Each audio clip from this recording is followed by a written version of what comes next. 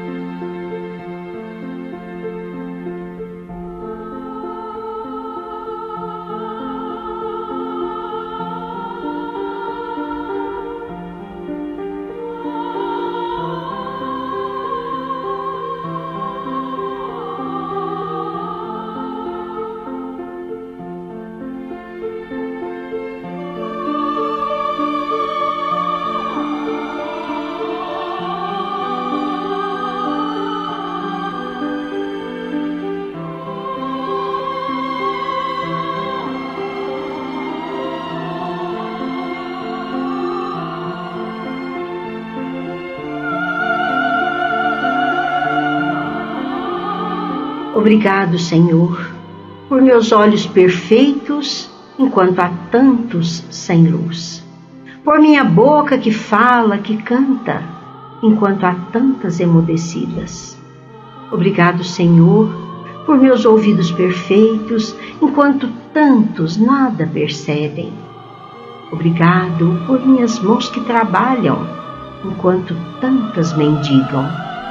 Obrigado por meus pés que andam, correm, dançam, enquanto há tantos mutilados.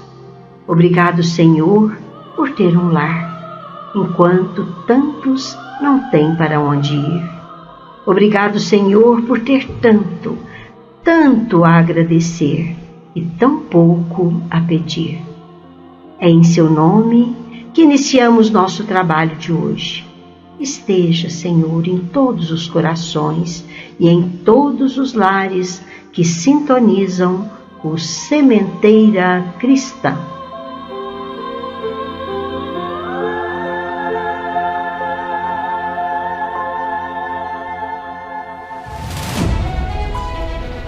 Sementeira Cristã apresenta Livro Aberto. Respostas que esclarecem nossas dúvidas.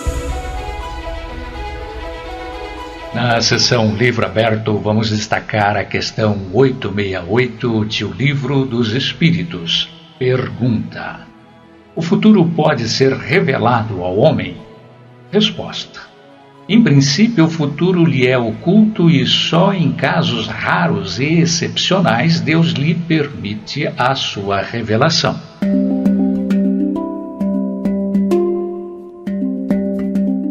Prezados ouvintes, hoje vamos explorar sobre a lei de causa e efeito. A lei de causa e efeito é um termo da física, uma lei descoberta por Isaac Newton. Assim podemos traduzir: quando um corpo A exerce uma força sobre o corpo B simultaneamente, o corpo B exerce uma força sobre o corpo A com a mesma intensidade, mas em sentido oposto. Essas forças possuem, em princípio, a mesma intensidade e direção, mas agem em sentidos opostos. Esse termo foi usado por Kardec na doutrina espírita para nos esclarecer a respeito de diversas situações da nossa vida aqui neste planeta Terra. A doutrina espírita explica que tudo se encadeia no universo. Nada acontece ao acaso. Há em tudo uma sequência natural de causas e efeitos, ação e reação.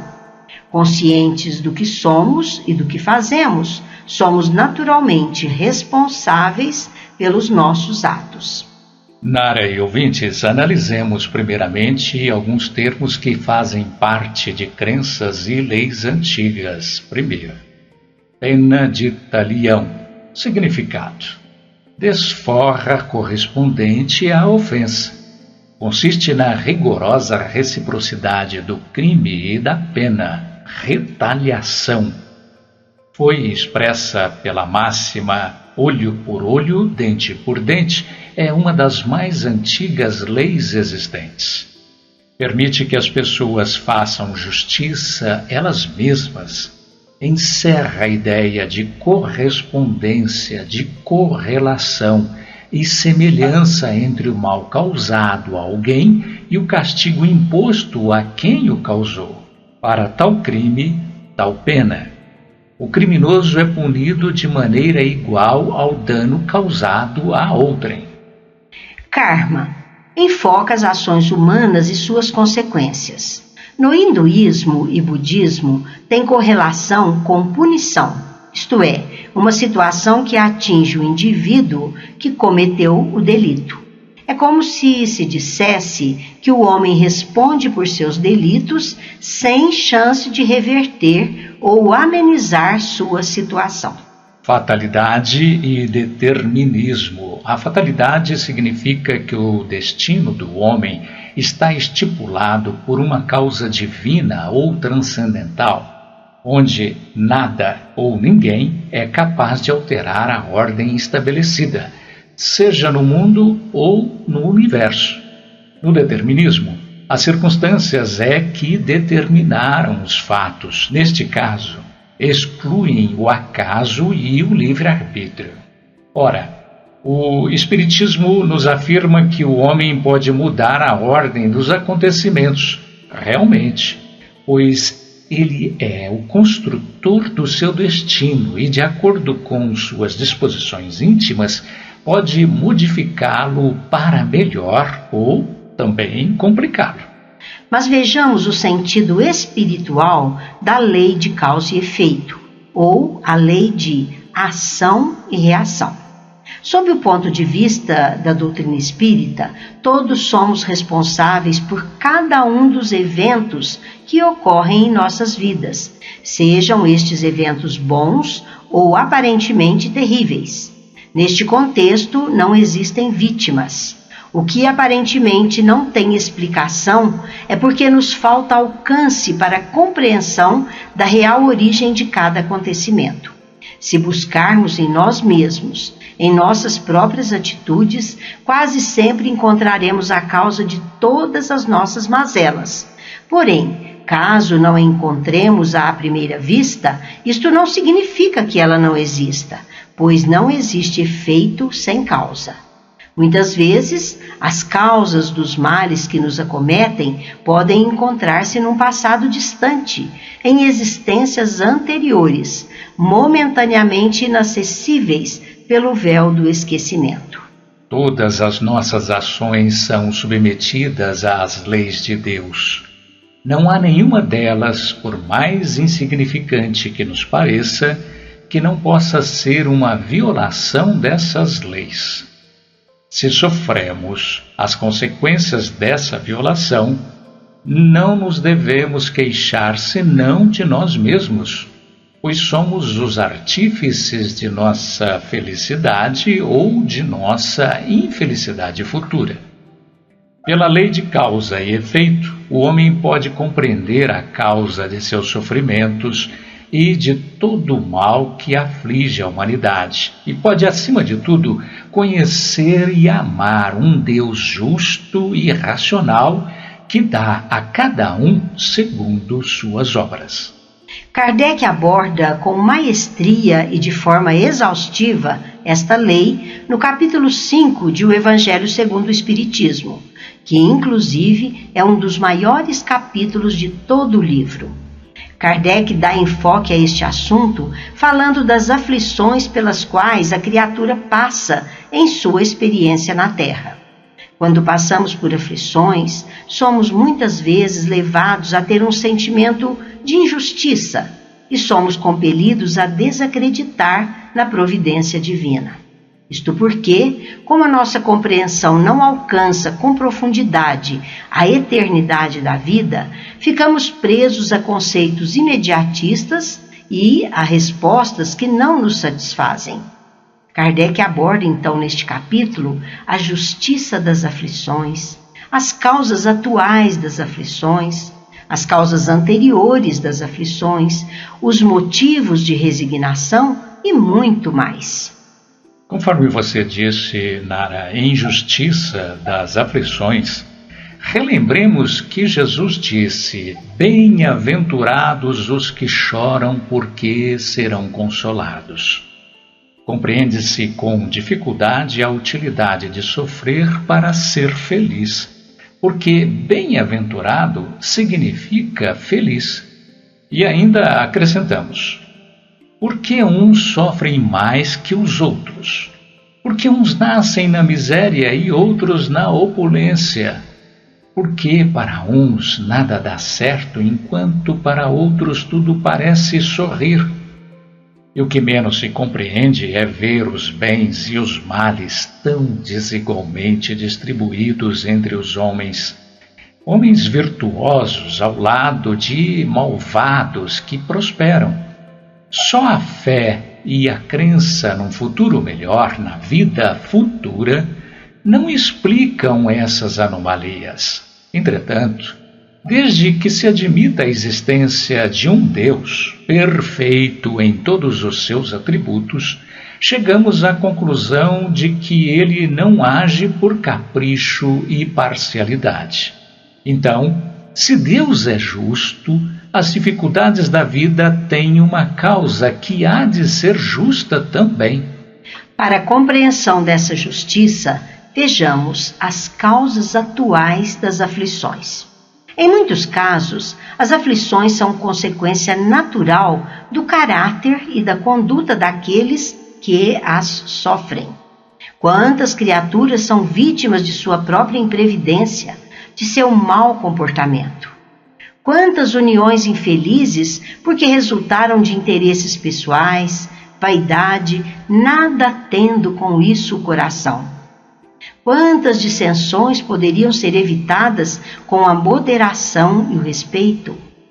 Quantas doenças são efeito dos excessos de toda ordem? Quantos pais infelizes com os filhos por não terem combatido suas más tendências desde o princípio? Causas atuais exprimem equívocos do presente. Por exemplo, com o nosso corpo.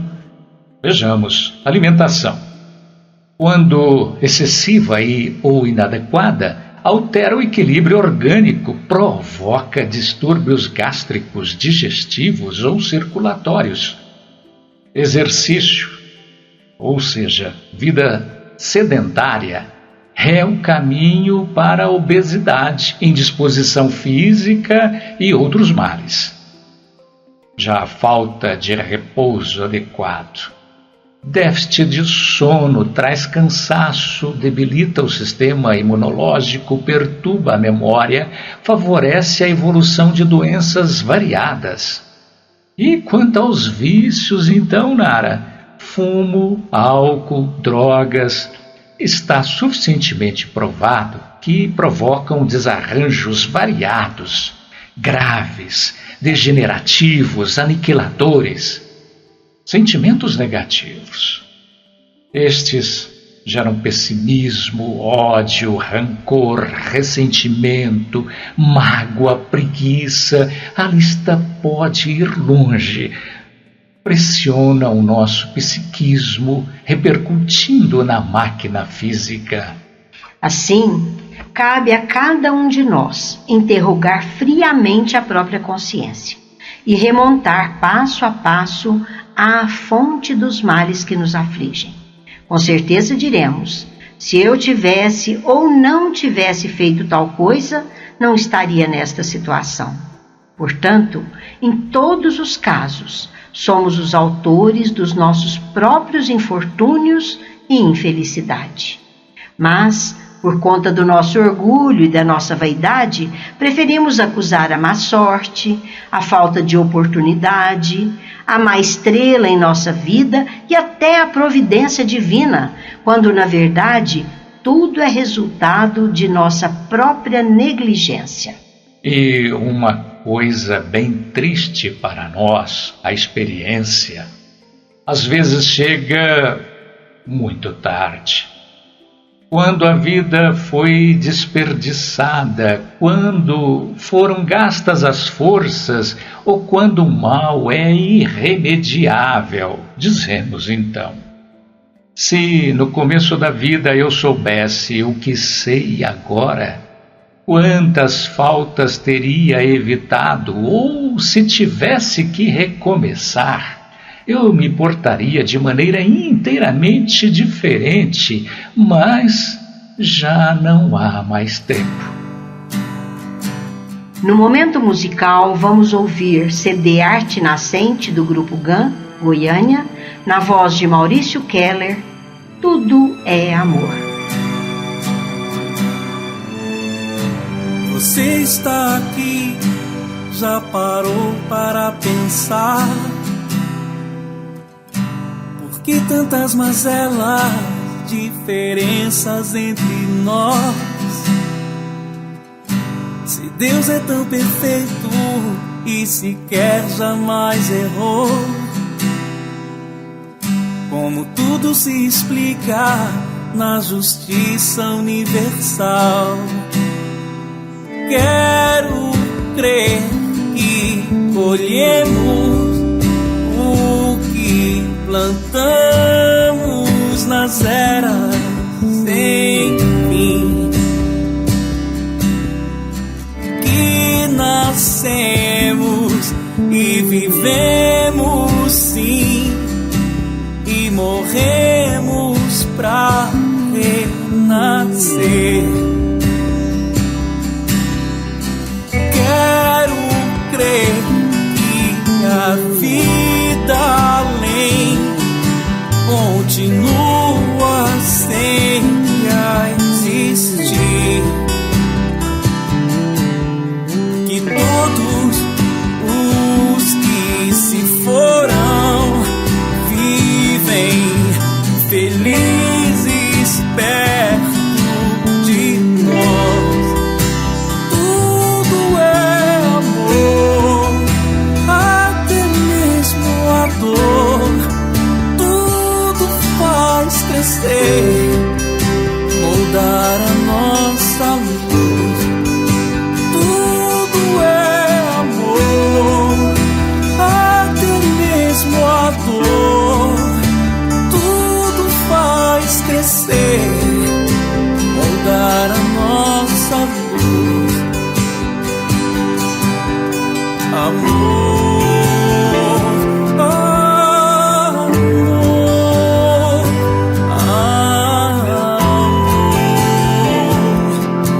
amor.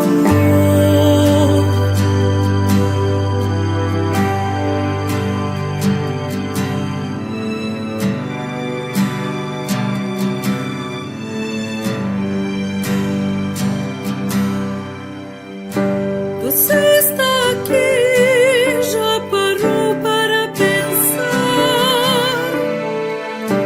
Por que tantas mazelas, diferenças entre nós? Se Deus é tão perfeito e sequer jamais errou, como tudo se explica na justiça universal?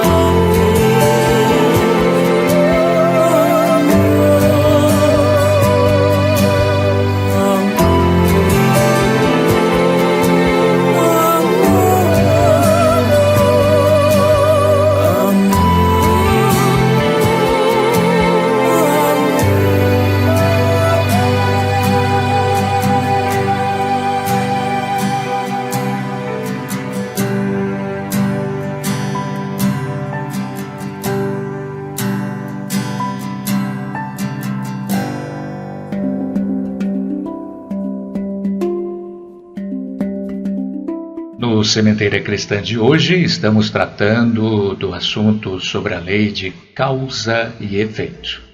Kardec fala também das causas anteriores das aflições. Vejamos.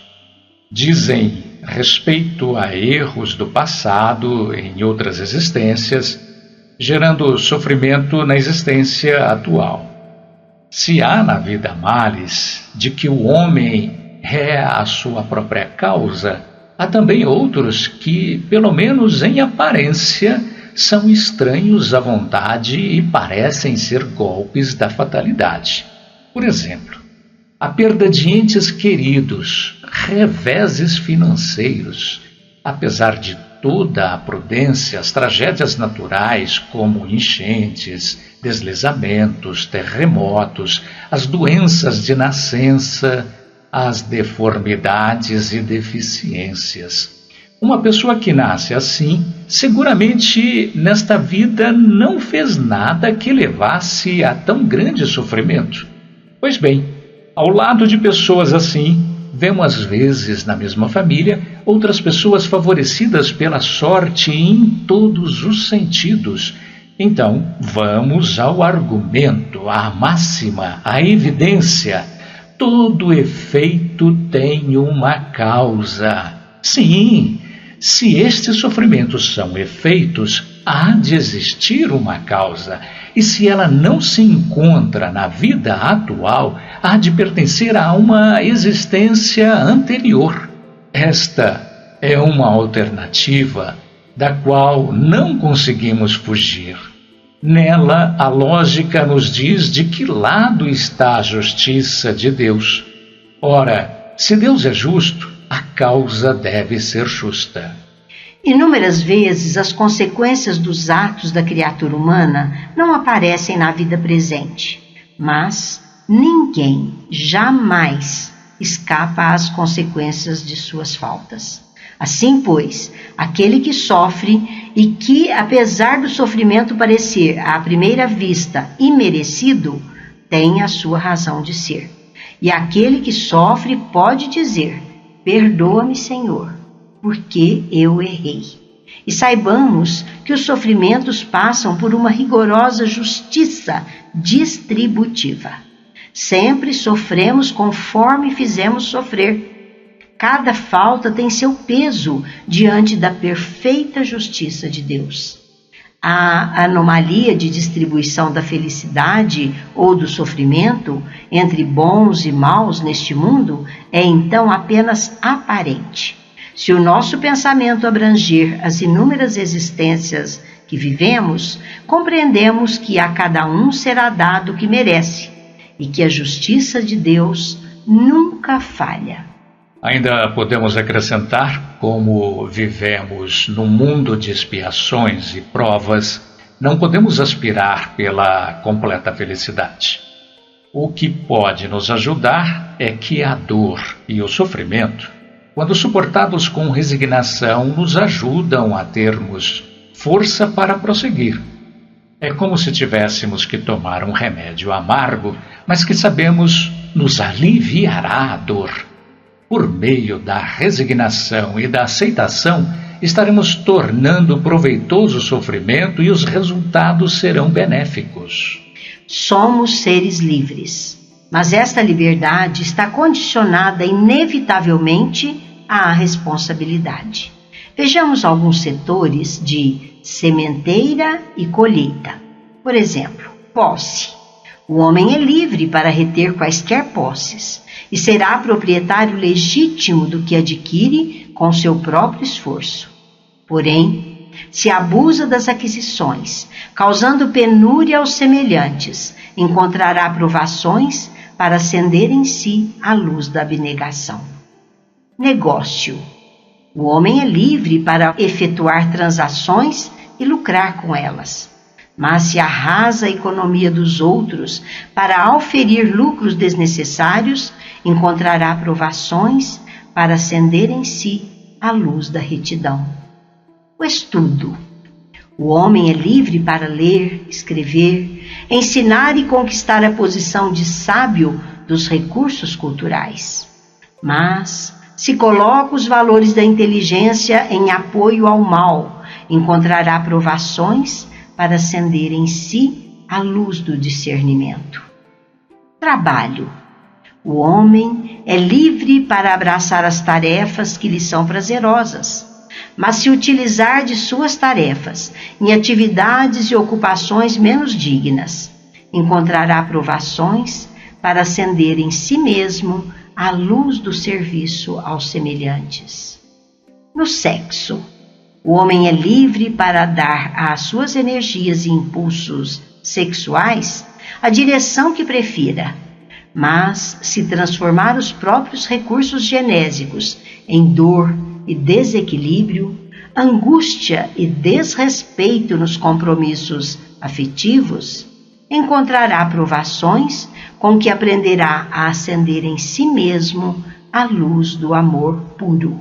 O homem é livre para agir, desejar, escolher e obter, mas será sempre constrangido a recolher os bens e males que decorram de sua atitude. A justiça humana, conquanto respeitável, frequentemente julga os fatos que se apresentam no lance da superfície, mas a justiça divina observa todas as ocorrências, desde os menores impulsos que lhe deram começo. Todos, no universo, vivemos sob a luz da justiça divina. O autor de uma falta fatalmente responderá por ela. Ao tomarmos conhecimento dessa realidade apresentada pela doutrina espírita, passaremos a viver de modo mais tranquilo e proveitoso, e estaremos capacitados a duas providências essenciais. A primeira, evitar com prudência e comedimento o que possa criar males nesta vida. A outra, aceitar sem queixas e reclamações os sofrimentos, pois fomos nós que os geramos em vidas passadas. Na nossa caminhada terrestre, múltiplos são os caminhos que conduzem à perfeição. Fartura e escassez, formosura e fealdade, alegria e sofrimento, liberdade e tolimento. Tudo pode constituir excelentes oportunidades de realização humana para a vida superior. Se recebemos os talentos da riqueza terrestre, quantas vezes nos entregamos ao orgulho? Mas se recebemos os dons da pobreza, ligamos-nos à revolta e à inconformação. Se possuímos beleza, na maioria das vezes nos deixamos levar pela vaidade. Mas se nosso corpo físico se apresenta defeituoso, caímos em desespero e angústia. No prazer, somos incontidos, e na dor somos revoltados. Quando poderosos, escravizamos os irmãos. Quando subalternos, somos indisciplinados. Temos que compreender que o sentimento é o santuário da criatura. Cultivemos o coração firme e terno, e saberemos utilizar de todos os recursos que nos são concedidos com sabedoria e discernimento. Pela lei de causa e efeito, cada criatura, perante a providência divina, detém uma conta própria com débitos e haveres contabilizados. Seremos responsáveis por todas as atitudes infelizes perante o nosso semelhante, assim como seremos credores por todo bem que dispensarmos. A cada um será dado segundo as suas obras. Nos alerta Jesus: se o tempo é patrimônio comum para todos, o uso bom ou mau que dele fizermos é problema particular de cada um. Jamais percamos a visão da meta superior a que nos destinamos, e com Jesus. Empenhemo-nos no culto do amor vivo, criando a felicidade para com todas as criaturas. Porque esta mesma felicidade retornará a nós mesmos como consequência do nosso esforço cristão. Conheçamos agora a história narrada por Humberto de Campos, O Preço da Remissão. No grande castelo português, José Antônio de Alenquer, jovem senhor, chama os 3 servidores mais íntimos a conselho. Quer matar José Joaquim, o irmão menor, nascido nos últimos tempos da existência do pai viúvo.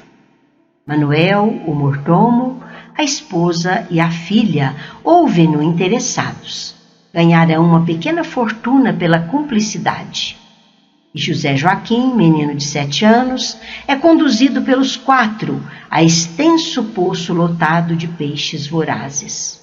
E enquanto a criança olha a água, o irmão, sem piedade, empurra-o. Leve o rumor, um grito abafado e depois o silêncio. José Antônio recebe a enorme herança e a vida continua. 8 de fevereiro de 1957. Manchete nos jornais. A população da pequena cidade de Monte Alegre, no Amazonas, ainda não se refez do choque emocional causado pela tragédia que envolveu uma criança de 7 anos devorada em vida e em poucos minutos por um cardume de famintas piranhas. E o que é pior, na presença dos pais e de irmã menor, todos horrorizados. O menino Adilson, a vítima, filho de pescador Darlan, era uma criança muito estimada. No dia que perdeu a vida de maneira tão brutal, havia sido mandado pelo pai, em companhia de sua irmã Josefina, de 11 anos, numa pequena canoa a fim de levar um recado a um conhecido, na outra margem do rio que corre nos fundos da casa do pescador. Já no meio do rio, Adilson perdeu o equilíbrio e caiu na água. Imediatamente o local onde mergulhou o menor tingiu-se de sangue. A criança caiu exatamente num cardume de vorazes piranhas que em poucos minutos a devoraram. Horrorizados, os pais e a irmã do menino assistiram à cena impressionante, sem nada poderem fazer, tal a rapidez desta espécie de peixe. A voracidade das piranhas e o assombro da pequena família foram o preço da remissão da falta cometida. Concluímos dizendo: Deus quer o bem de todos os seus filhos. Sim, Deus é amor. Jesus sintetizou o conceito de justiça divina ao proferir: fazei aos homens o que gostaríeis que eles vos fizessem, pois é nisto que consistem a lei e os profetas. No momento musical, vamos ouvir composição de Marisa Nalini na voz de Renata, CD Cancioneiro Espírita, volume 4, Regime de Urgência. Em regime de urgência vou entrar, em regime de urgência vou entrar. Encontrei a forma nova, vou fazer reformulação. É uma forma bem perfeita da beleza e condição. Tem suas bases na doutrina, doutrina da libertação. Tem suas bases na doutrina, doutrina da libertação. Não exige nem condena, ela é vida e ação. Discutindo um mundo novo, dita normas com razão. E o regime de urgência reforma o coração. E o regime de urgência reforma o coração. Encontrei a forma nova, vou fazer formulação. É uma forma bem perfeita da beleza e condição. Tem suas bases na doutrina, doutrina da libertação. Tem suas bases na doutrina, doutrina da libertação. Não existe nem condena, ela é vida e ação. Discutindo um mundo novo, dita normas com ação. E o regime de urgência reforma o coração. E o regime de urgência reforma o coração.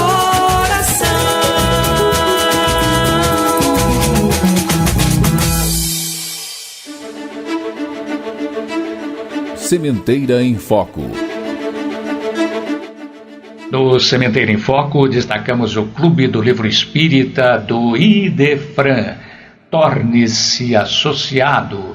Você poderá usufruir de descontos na livraria do Idefran e também utilizar-se da biblioteca que oferece cerca de 6.000 títulos sobre a doutrina espírita.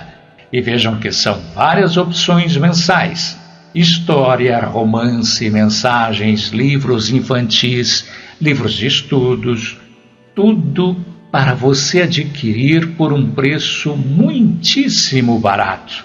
Ligue 16 3721 8282 ou consulte o site www.idefran.com.br. Torne-se associado.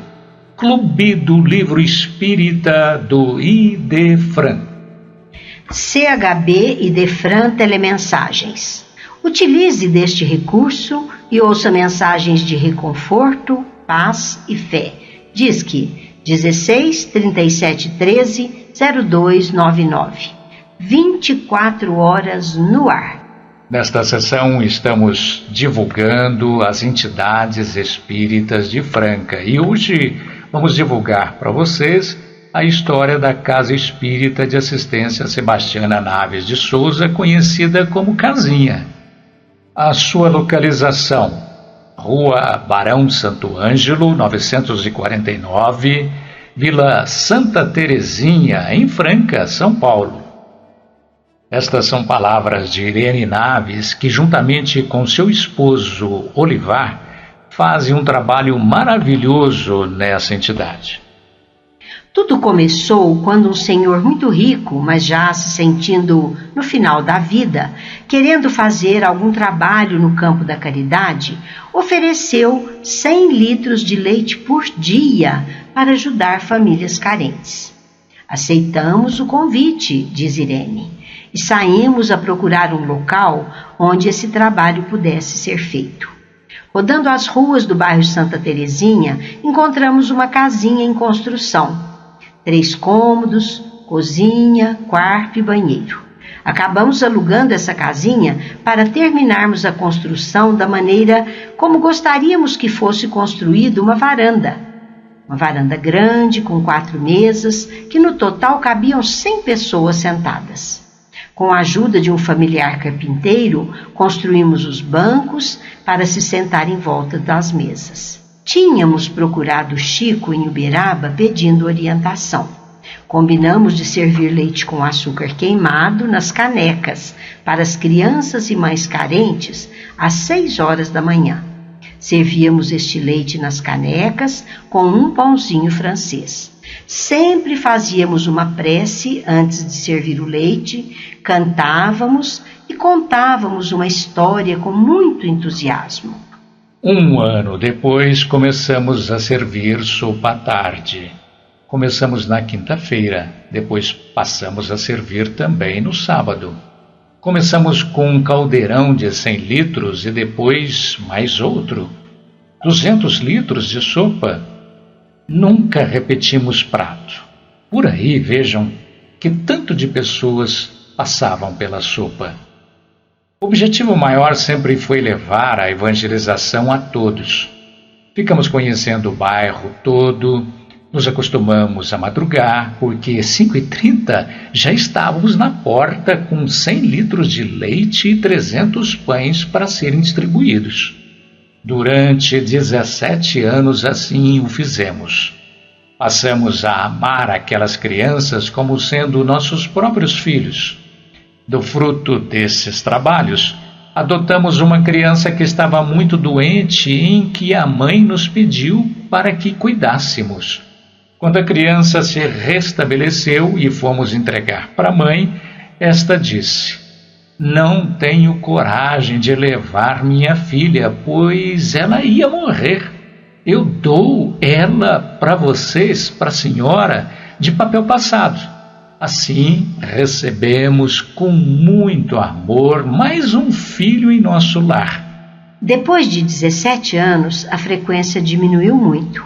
e ficou um círculo vicioso de pessoas que iam apenas buscar o material. Não era o nosso objetivo.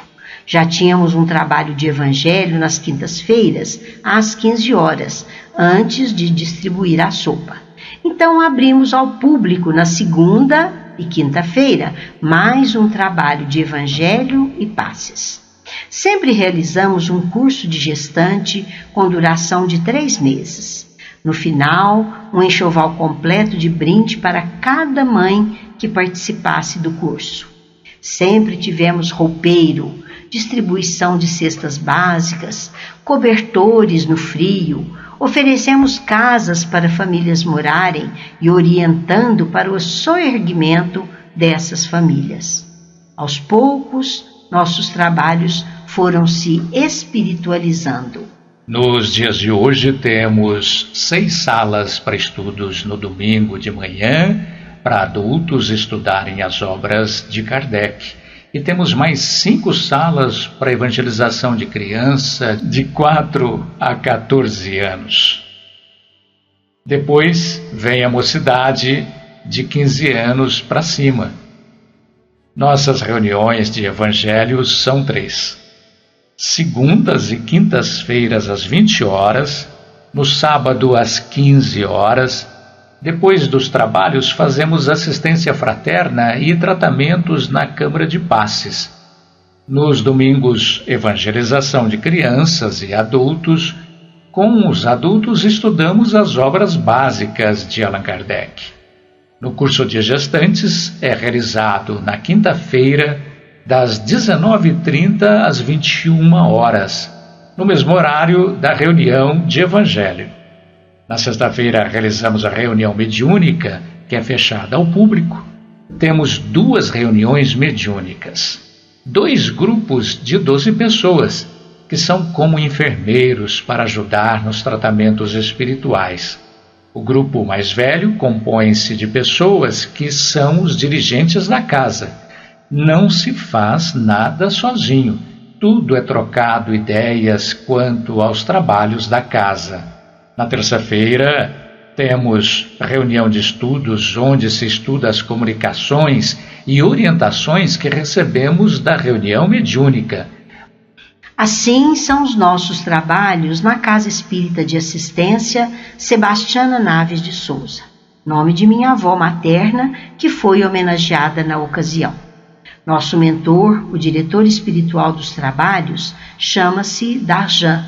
Ele conta que foi pai do médium Olivar, no caso, meu esposo e companheiro de trabalho. Ele dirige os trabalhos por intermédio da mediunidade do Olivar. O trabalho foi fundado no dia 25 de junho de 1983. Esta é a bonita história desta entidade tão querida em Franca. Casa Espírita de Assistência Sebastiana Naves de Souza. Correio do Além. Os espíritos falam conosco. No Correio do Além, vamos ouvir mensagem interpretada por Tales de Andrade e contida no livro Depoimentos Vivos, psicografia de Divaldo Pereira Franco, intitulada A Calúnia. Sou Belarmino Eleutério e digo a vocês: o maior castigo que o criminoso experimenta é o da consciência culpada. O fardo mais pesado é o do remorso. O mais amargo sinal é o do arrependimento. Estávamos em 1913, na cidade de Salvador. Eu era guarda-livros, contador de uma firma importante, cujo gerente era um homem de caráter meticuloso, sisudo, mas respeitável. Eu, por minha vez, era irresponsável e aventureiro. Procurava fruir da vida a melhor cota. Um dia, resolvi apossar-me de 20 contos de réis do cofre da empresa. Importância elevada na época. Esperei todos os funcionários saírem à tarde e denunciei o gerente, advertindo o patrão do que havia visto. Ainda acrescentei: já vira isto outras vezes, e com certeza ele vai repor o dinheiro tirado. Mas achei melhor avisar. A calúnia estava lançada. No dia imediato, o patrão chama o gerente para a revisão de valores e constata a falta do dinheiro roubado. Surpreso, o gerente não teve como explicar a falta da importância. Nesse momento, apontado por mim como ladrão e que disse ter visto a ocorrência, o gerente foi levado à justiça e condenado a pena de 10 anos de prisão. Foram inúteis todos os protestos de homem íntegro e apelos da esposa aflita. Sua família foi reduzida à miserável situação de desonra, juntamente com 2 filhos. Desesperado, o gerente, depois da injusta punição, cortou os pulsos, morrendo à noite, na prisão. E muitos afirmavam, isto é atestado de culpabilidade. Eu, por minha vez, fui promovido, ocupando lugar de destaque na empresa. Progredi, mas minha vida não foi longa. Jamais esqueci o crime que redundou no suicídio desastroso. O remorso me queimava o cérebro e o coração. Pensei, o suicídio é a única solução. Numa noite de agonia, 15 anos depois, ingeri cianureto e mercúrio, queimando-me todas as fibras orgânicas. Aqueles instantes se alongaram indefinidamente. É inenarrável o que se passou desde aquele dia. Não conheci repouso, não tive a mínima parcela de paz. Depois de muitas injunções de sofrimento, orei e estou aqui, auxiliado para narrar a minha miséria e depoimento de uma consciência culpada. Quero recomeçar a vida. A mão generosa que me trouxe e sua palavra dão-me alívio. Sinto-me reanimado e com ansiedade da reabilitação. Orem por mim. Sementeira Responde. Esta sessão é dedicada a questionamentos de ouvintes. Participe! radioidefran@idefran.com.br. No Sementeira Responde, hoje vamos responder a nossa ouvinte Silvia Helena de Franca, que perguntou à equipe do Idefran: que mundo de regeneração é este que dizem estar chegando com guerras, violência e tanto sofrimento das pessoas? Vamos utilizar reflexão de Divaldo Pereira Franco, que cremos corresponde corretamente ao anseio da pergunta da nossa irmã. O momento de regeneração que o planeta Terra experimenta, conforme Kardec o descreveu em A Gênese, capítulo 18, estabelecendo a nova era e dizendo que aqueles do passado lutariam para impedir que a nova era raiasse. E agora que vemos a tragédia da Rússia invadindo o seu país irmão, bombardeando com mísseis e ameaçando a humanidade de uma guerra local que, por certo, e é infelizmente provável, se espraiará por toda a terra, através da adesão dos países a um lado ou ao outro lado. É ainda Oriente e Ocidente, sendo que, como a China já aderiu à Rússia e os Estados Unidos também se levantaram com o apoio da Inglaterra e da França, estamos no momento da grande transição planetária, que não foi lograda com a pandemia do Covid-19. Desafiando as leis de Deus, o nosso orgulho, a soberba do poder, a loucura que toma conta dessas almas impiedosas, ameaça a estrutura do planeta terrestre, com uma calamidade que bem pode tornar-se a terceira e última guerra mundial. Deus proverá. Continuemos orando, cumprindo com os nossos deveres, sem tomar partidos. O nosso partido é o de Jesus, é o amor a todos. A compaixão, são a misericórdia, a caridade, a iluminação de consciências, porque o terror dessa guerra, como de qualquer uma, é o fruto das pequenas guerras que nós travamos com a nossa inferioridade. O ego, as paixões destrutivas, o nosso temperamento indobrável, que é fruto do poder psicológico, como disse Jung, e que é somente o amor, como ainda afirmou Jung, pode ser a antítese, pode ser o oposto desta volúpia de destruição.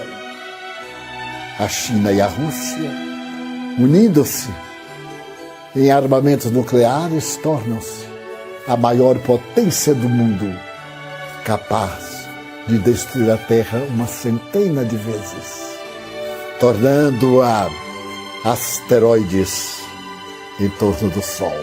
Mas Jesus é o comandante da nave da Terra e ele vai aportá-la exatamente na paz. Como diz Kardec em O Livro dos Espíritos, quando as criaturas nos amarmos mais, compreendermos que somos irmãos, o monstro da guerra fugirá como as forças do mal. Na questão 742 dessa obra, Allan Kardec pergunta: por que existe a guerra? Ouçamos a resposta dada pelos Espíritos: por causa da predominância da natureza animal do homem e das suas paixões é que existe a guerra. E então vai chegar o momento, acrescentamos, das questões seguintes, em que a misericórdia de Deus nos unirá. Depois de tanto ódio, o amor dominará nossas vidas e como irmãos abraçar-nos-emos. Neste mundo regenerado, não é de regeneração, é já o mundo regenerado, passadas todas as aflições, onde o reino dos céus estará conosco e nós, nessa obra linda que comoveu o mundo no seu tempo, Shangri-La, onde não envelhecemos, onde não deterioramos, onde não padecemos.